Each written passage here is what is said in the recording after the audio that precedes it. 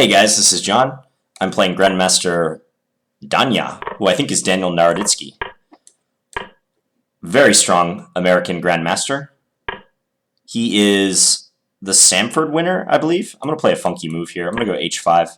This move might be totally unsound, but let's see what to do. Okay, I'm doing something I would not normally do. I'm going to sack the exchange on h4. This could be fun.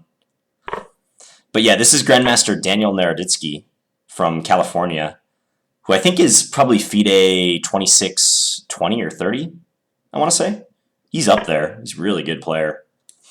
And I played him in a tournament in Las Vegas in October of this year. So just like a couple months ago. And it was a draw. I was white in that game. It was a Samish Kings Indian. Really interesting game.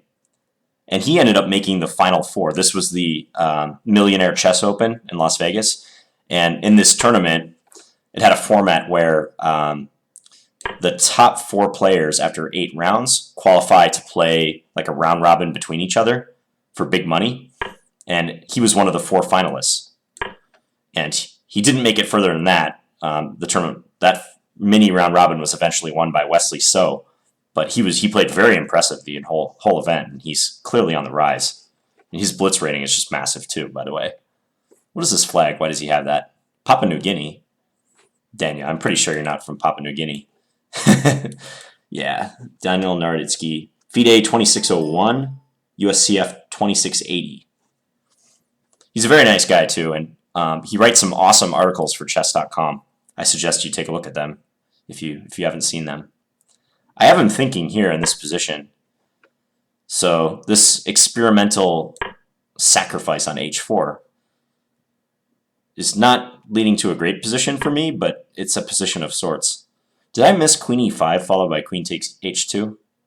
Oh, he has rook h1 after that, so probably good I don't do that. I can't develop too well here yet. Queen e5. Queen e5 he can just block like with his queen. Yeah, I can't really take that pawn on h2 favorably. Bishop b4, maybe.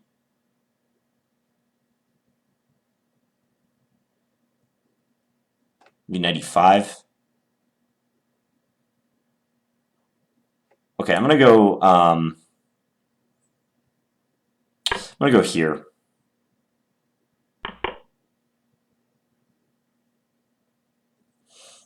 And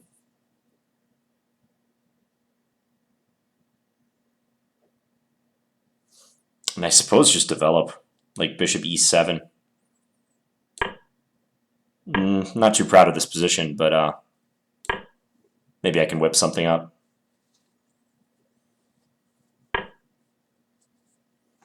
We'll see. I guess I'll castle. Let's go bishop f5 instead.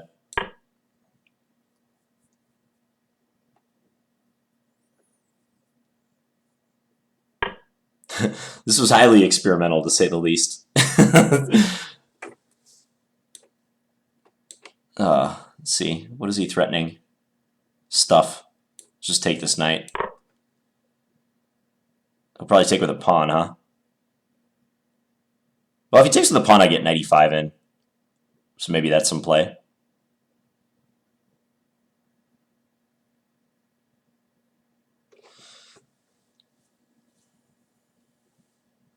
Just FYI, if I play you over the board and we play a Scandinavian and you choose the G3 line, I'm not going to repeat this line.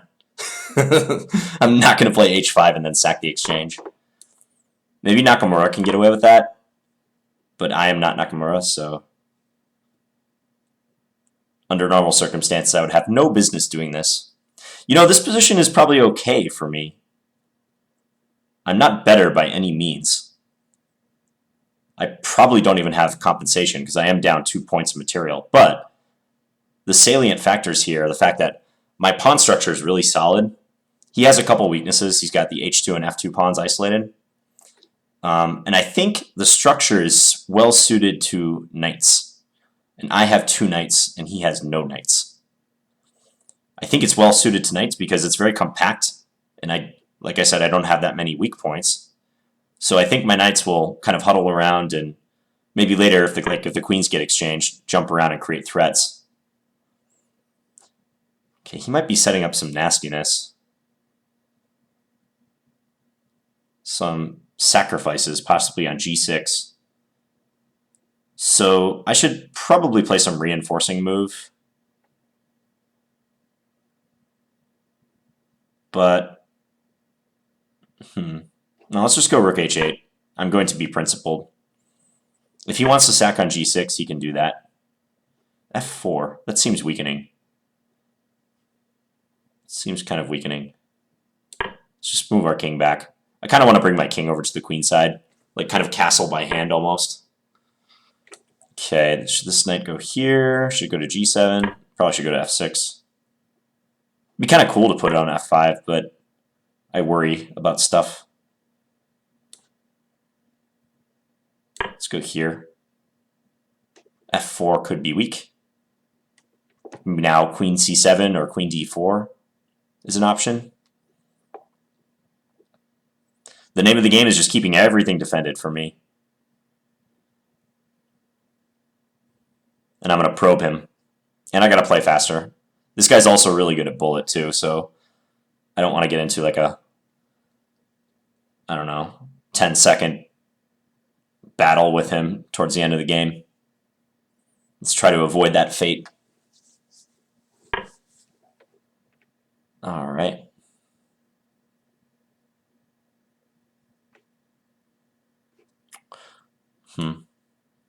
Just put the queen on c7, or king on c7 for now. Castle by hand. I think I'll put this another pawn on a light square too. Just put a stop to his play. Queen d6. Expecting d4, yeah. Now maybe here and try to go queen h8.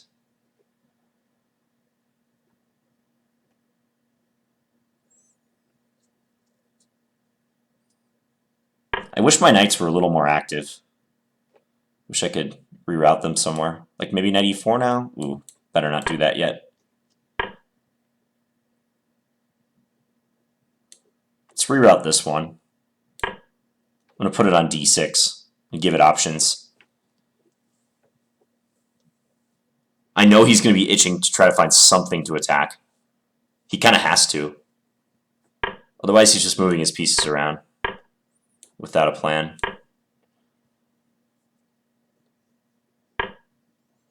He's going to put his queen on e5. I don't want that. Let's defend that square. Maybe I'll play rook here next. I'm threatening rook takes h2. Aha. Let's take that pawn. Can I do that? Yeah, let's do it. Rook g2. I go here. Check. Here. d5, wow. I don't think that works. I'm covering the b6 square. Now a5 is weak. No, we don't take that yet. Let's go here. I can try to harvest all his pawns. Let's just get these guys off the board.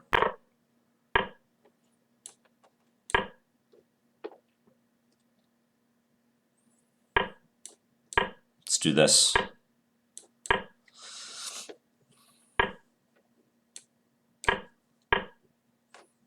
Okay, let's go here.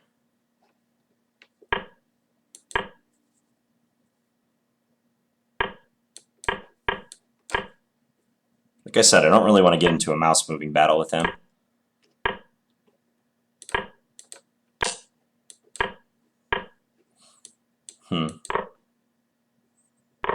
Check. He's very quick, though. Very, very quick. My knights are going to have to protect each other now. Check. Check. Check. Let's do this. check, Wow, this is like crazy pawn pushing action now. Okay, I think let's do this. check, check,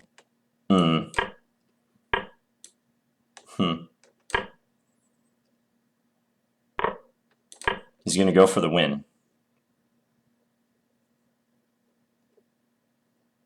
Rook c2. Let's go here. Now he's got to be very careful where he puts his rook.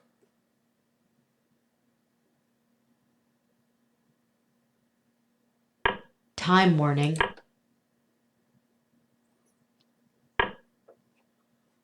check, Very careful where he puts that rook. check, Okay, I think I'm winning now. Though he can come around and attack my knight, can't he? But, yeah, just move away.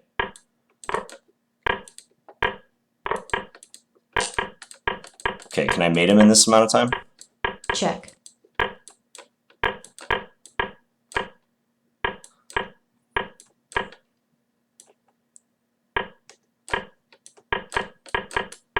Okay. checkmate, Alright, sweet. I got the checkmate off. That game was 109 moves. Wow. Okay, that was pretty fun. Overall impressions of that game. I was definitely worse after I made the sacrifice. I mean, that's not a sacrifice you make thinking that you're going to be better after making it. So I was definitely worse after that happened, but I think maybe his mistake was somehow he didn't disrupt my pawn structure enough. That was the name of the game, pawn structure. So normal here would just be like knight f6 and then c6 and maybe bishop g4 or bishop f5. I played a lot of permutations of this. There's also some cool ideas. Like one idea is bishop d7 here, anticipating that white wants to go bishop g2 and then try to exchange the bishops. So h5 is just a really off-the-wall idea. So I go here and sack the exchange. So yeah, let's pay attention to the pawn structure a lot in this one, because I think that's important. Here I avoided the trade, put the bishop on h3. Maybe queen f5 was a decent move too.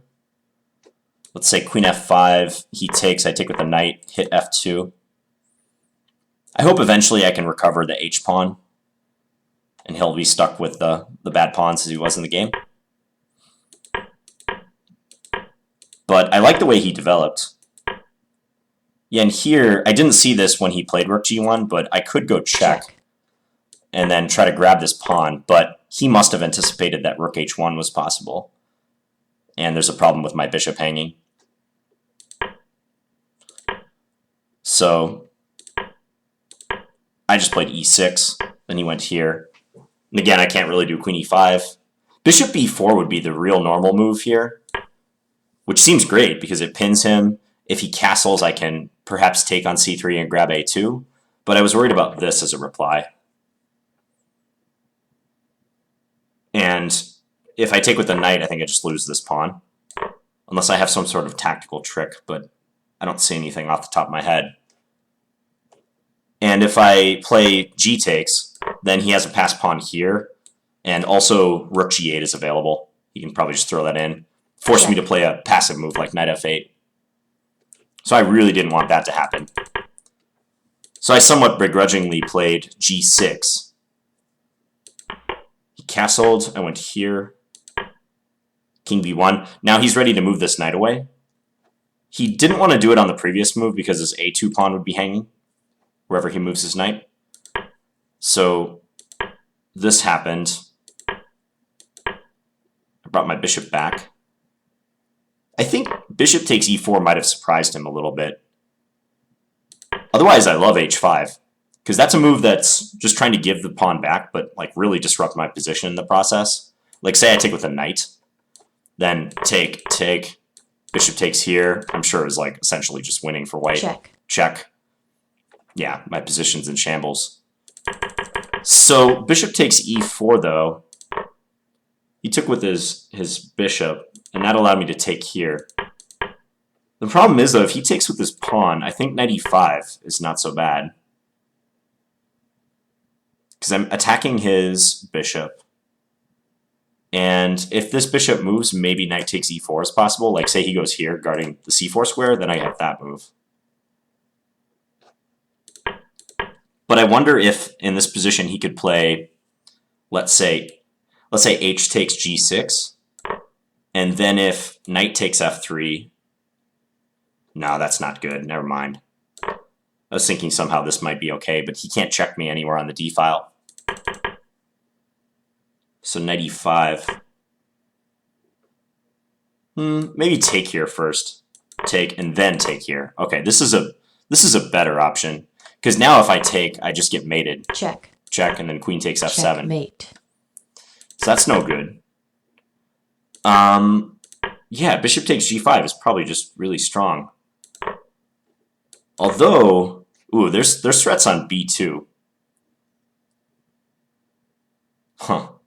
I can almost play like, well, this is not really close to working, but queen takes b2 and then knight c4 double check. But he's going to be fine just going to b1 or b3. It's very sharp. I'm going to bet that's the best line, though. Let's just check with the engine.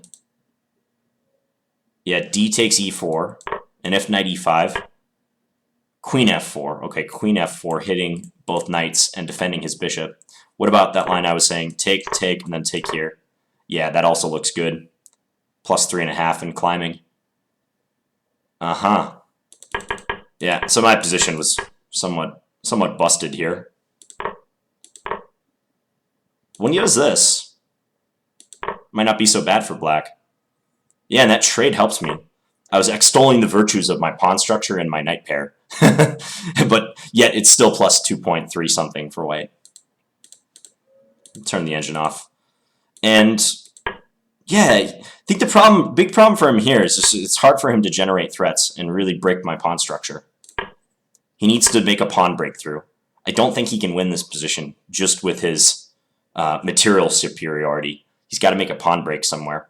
Otherwise, I'm too solid. Like, I've got 2 weak points, basically. f7, b7, kind of a7, too. And maybe my dark squares are a little weak, because I'm setting up so many of my pawns on light squares in opposition to his light square bishop. But other than that, black has a real strong position. And targets to attack, too. His pawn's on the king side. I didn't see anything obvious that either of us missed in this stage.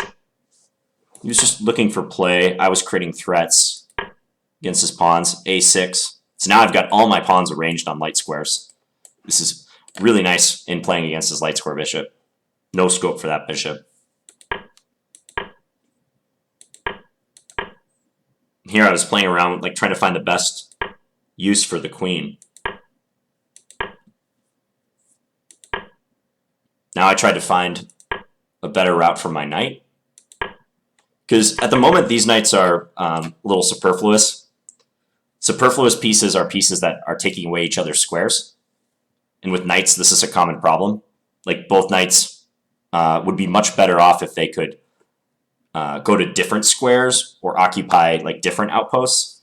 But, like, this knight on d7, for instance, doesn't have much to do if it can't go to f6. So here we would say that the d7 knight is the superfluous knight. It doesn't add any value to black's position at present, other than maybe keeping track of some squares like e5, c5, b6. So by playing this knight e8 to d6 maneuver, I'm hoping to make these knights work better in tandem. Control more squares, not reproducing any square control. But he reacted well. He played this move, reminding me that, you know, since I don't have my knight on d7 anymore, queen e5 could be a concern. I guess I could have played knight g4 here, though. I think I went back to d7, didn't I? Yeah. But I guess I could have played knight g4.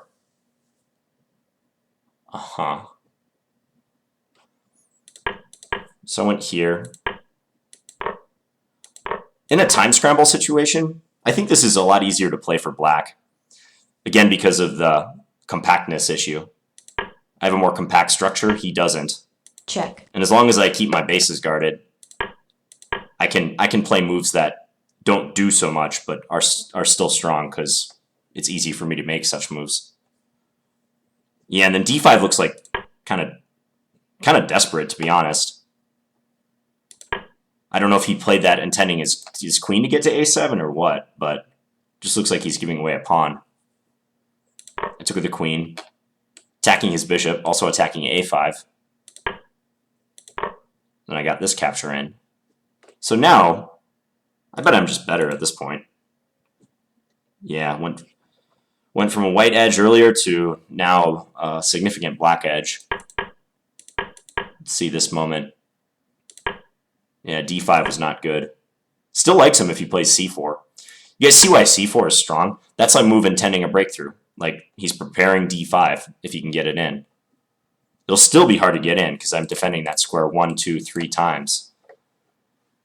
But that's the type of thing he's going to need to really break down my defenses at this point. And here I went queen d5. Just to simplify, also strengthen my structure a bit when he captures. I think this ending is winnable for black, definitely. I have to take my time and be careful how I advance my pawns. But, yeah, I mean, material-wise, I have 1 point more of material than him. 3 extra pawns compared to him. So those should be a factor at some point. I'll just leave the engine on, because a lot, like half this game, more than half this game was played when I had less than a minute on the clock.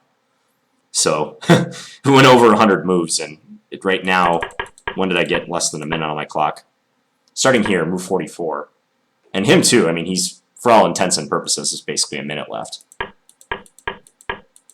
So I don't want to analyze this stage too seriously, although it did get interesting at the end. I was just trying to play decent moves. He was pestering me with his rook. Check. I was trying to make some progress too.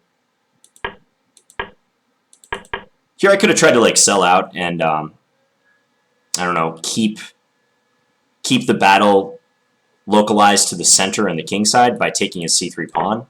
But then he eliminates a5, and I think his chances of drawing this have just improved, or even winning, if I'm not careful. It's too bad I almost have a mating net of some kind. It feels like I might have something like that, but this king has too many squares. So I went here, keeping the pawn. And he did that. Oh, I guess that should lose on the spot. Yeah, I didn't see f6. Take, and then this move. Check. Just picking up his rook. Okay, so that would have been a good way to end it. I went here, take. Check. Here. Check. Check. I'm sure lots of mistakes were made at this stage by both of us. Check. g5. Now I was like, woohoo, I've got another pass pawn. I guess he should have taken on g5. Okay, what did I miss around here? Because I thought I was dead winning at this point. Because, like, if he takes this one, then I just push. And, yeah, he can't go to b1 because I have knight c3 check. And if he goes here, I have knight g5. Just blocking his rook and winning. But I see that the engine still thinks I'm essentially winning after king takes e4, and I wonder why. I'm going to turn it off and try to figure it out. So g2, rook g8. What did I miss here? Because that eval it was giving was really favorable for black. What did I miss?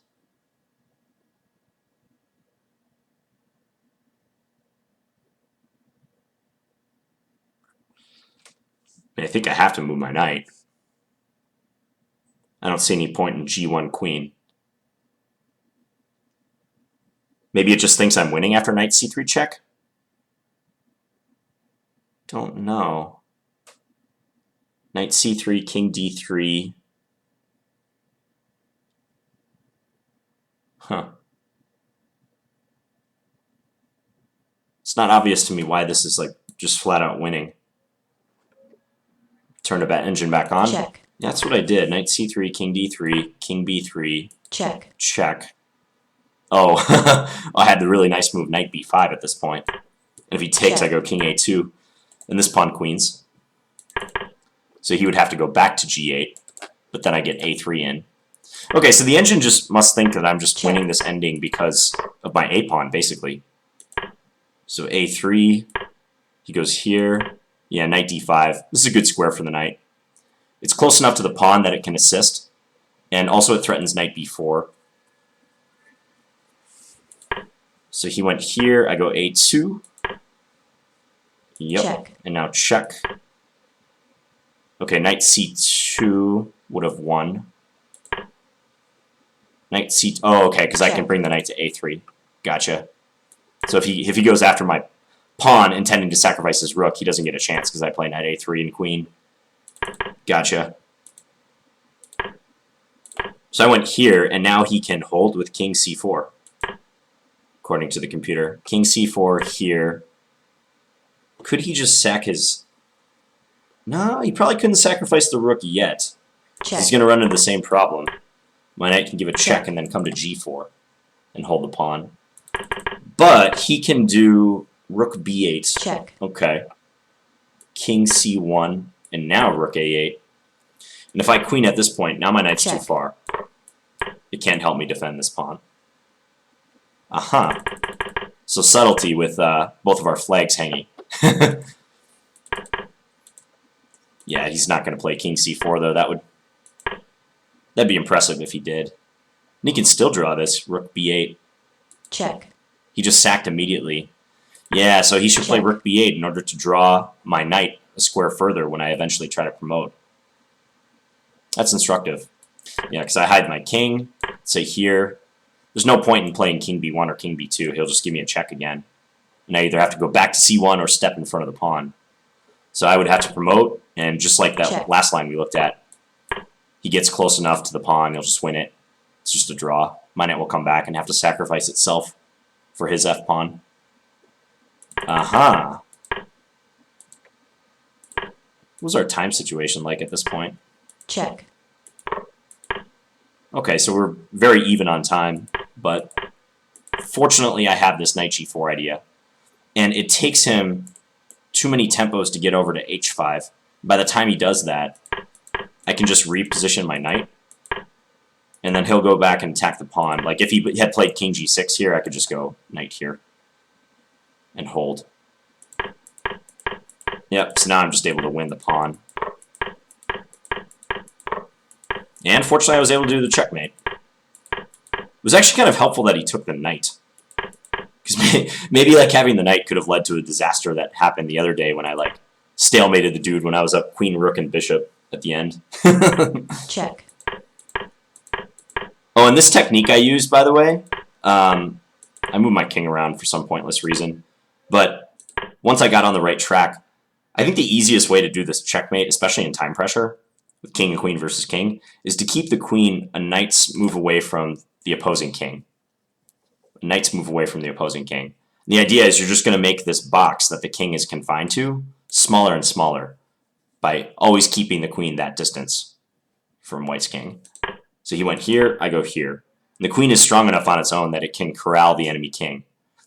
And if you do that, just slowly take away the squares, then you can bring your king up when the other king has been confined to just like 2 squares to go to. So he did this now. If he had played king c8, I would go here. He'd go here, I'd go here.